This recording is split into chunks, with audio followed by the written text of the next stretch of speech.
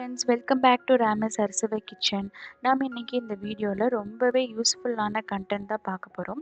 இந்த வீடியோவில் நான் ஷேர் பண்ணியிருக்கிற டிப்ஸ் பார்த்திங்கன்னா நிறைய பேருக்கு தெரிஞ்சும் இருக்கலாம், தெரியாத நிறைய டிப்ஸும் நான் ஷேர் பண்ணியிருக்கேன்.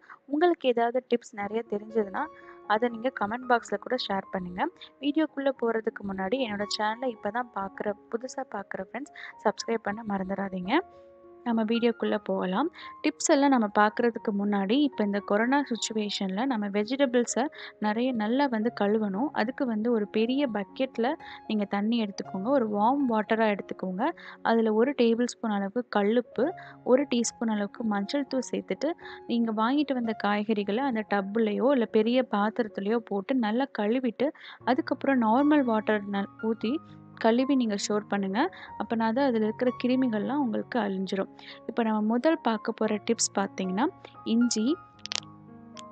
இஞ்சி பார்த்திங்கன்னா நார்மலாகவே 1 வீக் வரைக்கும் அது நல்லாயிருக்கும். இப்போ நான் சொல்கிற டிப்ஸ் படி நீங்கள் ஃபாலோ பண்ணிங்கன்னா அந்த இஞ்சி பார்த்திங்கன்னா 1 மாதம் வரைக்கும் உங்களுக்கு கெடாமையே இருக்கும்.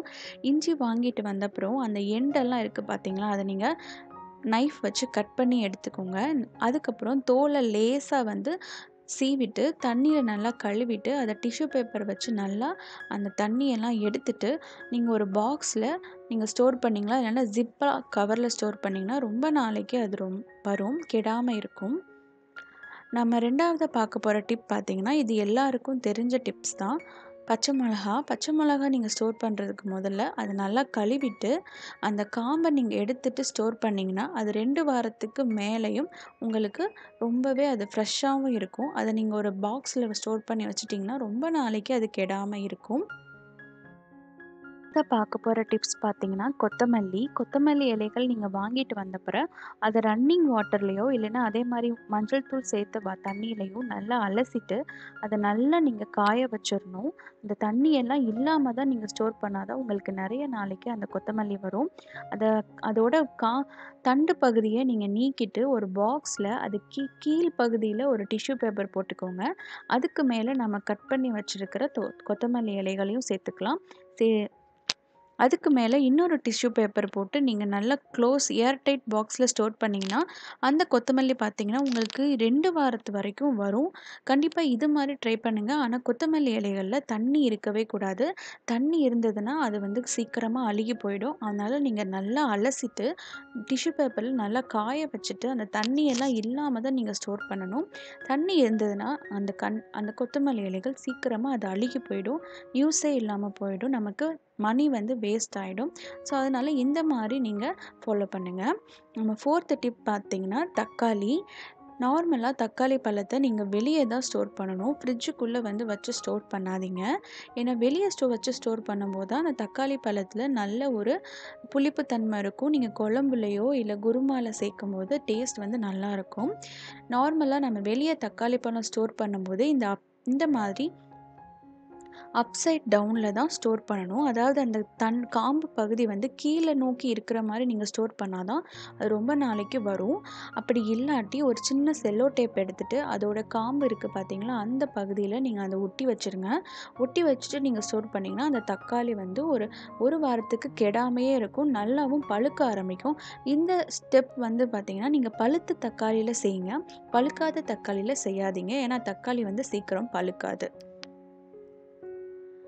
நம்ம அடுத்து பார்க்க போகிற டிப்ஸ் பார்த்திங்கன்னா கருவேப்பிலை உங்களுக்கு ஸ்டோர் பண்ண தெரியும். நார்மலாகவே டிஷ்யூ பாக்ஸில் டிஷ்யூ போட்டு அதில் கருவேப்பிலை லீஃபை நம்ம ஸ்டோர் பண்ணலாம்.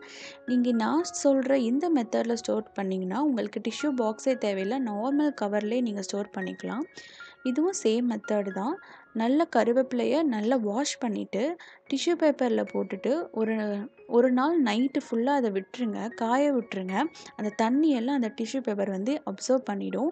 அப்படி பண்ணப்புறம் அந்த லீஃபை எடுத்து ஒரு நார்மலான பிளாஸ்டிக் கவர்லேயே நீங்கள் ஸ்டோர் பண்ணிக்கலாம். அப்படி பண்ணும்போது அது 1 மாதம் வரைக்கும் அந்த கருவேப்பிலை லீஃப் ஃப்ரெஷ்ஷாகவே இருக்கும். நீங்கள் ஃபாரினில் இல்லாட்டி கருவேப்பிலை லீவ்ஸ் அடிக்கடி நம்ம வாங்க முடியாதுன்ற பிளேசஸில் இருக்கீங்கன்னா இந்த மாதிரி இதை ஃபாலோ பண்ணுங்கள். கண்டிப்பாக இது 1 மாதத்துக்கு ஃப்ரெஷ்ஷாகவே இருக்கும். இந்த மாதிரியே நீங்கள் ஃபாலோ பண்ணிக்கலாம். இதுக்கு ஜிப்லாக் கவரோ இல்லைன்னா டப்பாவோ தேவையே கிடையாது. நீங்கள் நார்மல் கவரில் ஸ்டோர் பண்ணிக்கலாம். இப்போ நாம பார்க்க போகிற டிப்ஸ் பார்த்தீங்கன்னா, வாழைக்காய் வந்து 1 வாரத்துக்கு நீங்கள் ஃப்ரிட்ஜில் வச்சிங்கன்னா அது காயாகவே இருக்கும். ஆனால் அதுக்கு மேலே நீங்கள் அதை கண்டுக்காமல் விட்டுட்டிங்கன்னா அது வந்து நல்லா பழுத்து போயிடும். அப்புறம் வந்து அதை நம்ம பொரியல் செஞ்சாலும் அதுக்கு யூஸ் இல்லை. இந்த டிப்ஸ் பார்த்தீங்கன்னா, நீங்கள் ஃப்ரிட்ஜ் இல்லாமல் கூட வாழைக்காவை ஸ்டோர் பண்ணிக்கலாம். இந்த மாதிரி பெரிய அந்த வாழைக்காய் மூழ்கிற அளவுக்கு ஒரு கிண்ணமோ ஒரு பெரிய பாத்திரத்தில் தண்ணி நிரப்பிட்டு அதில் வந்து வாழைக்காவை போட்டு வச்சுருங்க. இது 2 வாரத்துக்கு மேலேயும் இந்த வாழைக்காய் வந்து காயாகவே இருக்கும். ஆனால் 2 வாரத்துக்கும் தண்ணியிலே இருக்கனால மேலே வந்து கொஞ்சம் வழுவழுப்பாக இருக்கும். அதை நீங்கள் நல்லா கழுவிட்டு நீங்கள் யூஸ் பண்ணிக்கலாம். இது ஃப்ரிட்ஜ் இல்லாமல் கூட நீங்கள் இது வாழைக்காவை ஸ்டோர் பண்ணிக்கலாம். அடுத்த டிப் பார்த்தீங்கன்னா, கேரட் அண்ட் பீட்ரூட். இந்த கேரட் அண்ட் பீட்ரூட் வந்து நம்ம ரொம்ப நாளைக்கு இதை செய்யாமல் விட்டுட்டோம்னா, ஃப்ரிட்ஜிலே விட்டுட்டோம்னா, அந்த பொரியல் சாப்பிடும்போது டேஸ்ட்டாகவே இருக்காது. ரொம்ப சொதன்னு இருக்கும். எதுக்குன்னா, அது ரொம்ப நாள் அதோட ஃப்ரெஷ்னஸ் வந்து அதுலேருந்து போயிடுச்சு.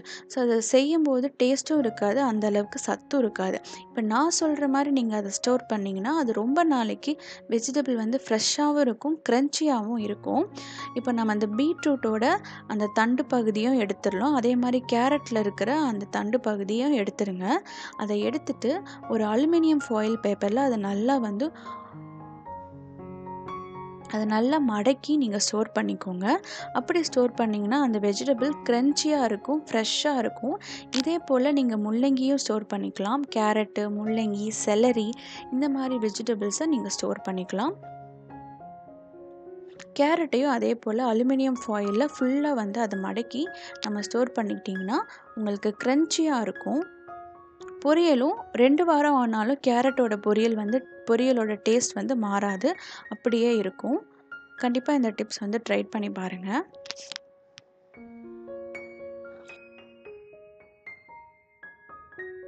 எட்டாவதாக பார்க்க போகிற டிப் பார்த்தீங்கன்னா, நம்ம ஆரஞ்சு பழம் நம்ம எப்பயுமே ஃப்ரிட்ஜில் தான் நம்ம ஸ்டோர் பண்ணுவோம். நீங்கள் ஃப்ரிட்ஜில் வைக்காமல் நீங்கள் வெளியே நார்மல் பிளேஸில் டைனிங் டேபிள் இல்லைனா மற்ற பகுதிகளை நீங்கள் ஸ்டோர் பண்ணிங்கன்னா அதோட ஸ்வீட்னஸ் வந்து இன்னுமே நல்லாயிருக்கும். அதனால் நெக்ஸ்ட் டைம் வந்து அதை நீங்கள் வெளியவே ஸ்டோர் பண்ணுங்கள். 9th டிப் பார்த்தீங்கன்னா, ஃப்ளவர்ஸ். இது சாமிக்கு வைக்கிற ஃப்ளவர்ஸாக இருக்கட்டும், இல்லைனா நம்ம மல்லிகைப்பூ, கனகாம்பரம் இந்த மாதிரி பூக்களாக இருக்கட்டும், அதை நம்ம ஃப்ரிட்ஜில் வச்சோம்னா அது ஒரு நாள்லேயே நமக்கு அந்த கருகி போயிடும். இல்லைன்னா வந்து நல்லா அது ஃப்ரெஷ்ஷாகவே இருக்காது. நீங்கள் அதை அவாய்ட் பண்ணுறதுக்கு என்ன செய்யலாம்னா, இந்த ஃப்ளவர்ஸை நீங்கள் வாங்கினப்புறம் அதை ஒரு டிஃபன் பாக்ஸில் போட்டு நல்லா டைட்டாக க்ளோஸ் பண்ணிட்டீங்கன்னா அது உங்களுக்கு ஒரு 2 நாளைக்கு அந்த ஃப்ளவர் வந்து ரொம்பவே நல்லாயிருக்கும். எங்களுக்கு வந்து இங்கே சிங்கப்பூரில் பார்த்தீங்கன்னா, ஒரு தடவை ஃப்ளவர் வாங்கினா அது 1 வீக்குனா 2 வாரத்துக்கு வச்சு யூஸ் பண்ணுற மாதிரி தான் வாங்க முடியும். ஏன்னா அது வந்து ரொம்ப தூரமாக இருக்குது, நம்ம அடிக்கடி ஃப்ளவர்ஸ் வாங்க முடியாது. ஸோ நான் வந்து இப்படி தான் ஸ்டோர் பண்ணிக்கிறேன். அது ரொம்ப நாளைக்கு அது ஃப்ரெஷ்ஷாகவே இருக்குது, அழுகாமையும் இருக்குது. ஸோ அதனால் நம்ம வந்து அதை சாமிக்கு சாத்த முடியும். நம்ம அடுத்து பார்க்க போகிற டிப்ஸ் பார்த்தீங்கன்னா, தேங்காய் வந்து உங்களுக்கு 1 மாதம் 2 மாதம் கெடாமல் வைக்கணும்னா, நீங்கள் அதுக்கு தேங்காவை உடைச்சு அதை எடுத்து நீங்கள் டப்பாவில் போட்டு ஃப்ரீசரில் வச்சுக்கலாம். இல்லைனா வந்து அதை துருவி கூட நீங்கள் ஃப்ரீசரில் வச்சுக்கலாம். இப்போ நான் சொல்ல போகிறது, இந்த முழு தேங்காவை எப்படி ரொம்ப நாள் வச்சுருக்கலாம் அப்படிங்கிறத சொல்ல போகிறேன். தேங்காய் பார்த்தீங்கன்னா, இந்த மாதிரி நேரா தான் ஸ்டோர் பண்ணணும். இந்த மாதிரி படுக்க வச்சோ இல்லைன்னா தலைகீழோ ஸ்டோர் பண்ணிங்கன்னா அந்த தேங்காய் வந்து சீக்கிரமாக அழுகி போயிடும். அதனால் நீங்கள் தேங்காவை எப்பயுமே ஸ்டோர் பண்ணுறது அந்த நேராக நெட்டு குத்தலாக நீங்கள் வச்சுருந்தீங்கன்னா தேங்காய் உங்களுக்கு ரொம்ப நாளைக்கு கெடாமல் அப்படியே வரும். நம்ம கடைசியாக பார்க்க போகிற டிப்ஸ் பார்த்தீங்கன்னா, பூண்டு வந்து எங்களுக்கு சிங்கப்பூரில் இந்த மாதிரி பேக்குடு பூண்டு தான் கிடைக்கும். இந்த பூண்டு நீங்கள் வெளியே நல்ல காற்றோட்டமான இடத்துல வச்சுருந்தீங்கனாலே பூண்டு பெரும்பாலும் 6 மாதம் வரைக்கும் நல்லா வரும். பூண்டு இந்த மாதிரி முழு பூண்டாக இருந்ததுன்னா அதை நீங்கள் உரித்து சின்ன சின்னதாக நீங்கள் வந்து எடுத்து வச்சுக்கிட்டிங்கன்னா அது வந்து உங்களுக்கு சமைக்கும் போது எடுக்கிறதுக்கு ரொம்ப ஈஸியாகவும் இருக்கும். அந்த பூண்டு ரொம்ப நாளைக்கு உங்களுக்கு நல்லா வரும். இந்த டிப்ஸ் எல்லாம் உங்களுக்கு யூஸ்ஃபுல்லாக இருக்கும்னு நான் நம்புகிறேன். இது வந்து பார்ட் 1 வீடியோ தான். பார்ட் 2 வீடியோ அடுத்து நான் அப்லோட் பண்ணுறேன். இந்த வீடியோ உங்களுக்கு பிடிச்சிருந்துச்சா என்னோட சேனலை மறக்காமல் சப்ஸ்கிரைப் பண்ணிக்கோங்க. லைக் பண்ணுங்கள், கமெண்ட் பண்ணுங்கள், ஷேர் பண்ணுங்கள். தேங்க்யூ ஃபார் வாட்சிங். உங்களுக்கு தெரிஞ்ச டிப்ஸ் இந்த வீடியோல இருந்ததுன்னா, அது என்ன டிப்ஸ்ன்னு சொல்லிட்டு நீங்க கமெண்ட் செக்ஷன்ல ஷேர் பண்ணுங்க. நான் பார்த்து தெரிஞ்சுக்கிறேன். நம்ம நெக்ஸ்ட் வீடியோல ஒரு சூப்பரான வீடியோ இல்லன்னா ஒரு சூப்பரான ரெசிபில பார்க்கலாம். Thank you friends.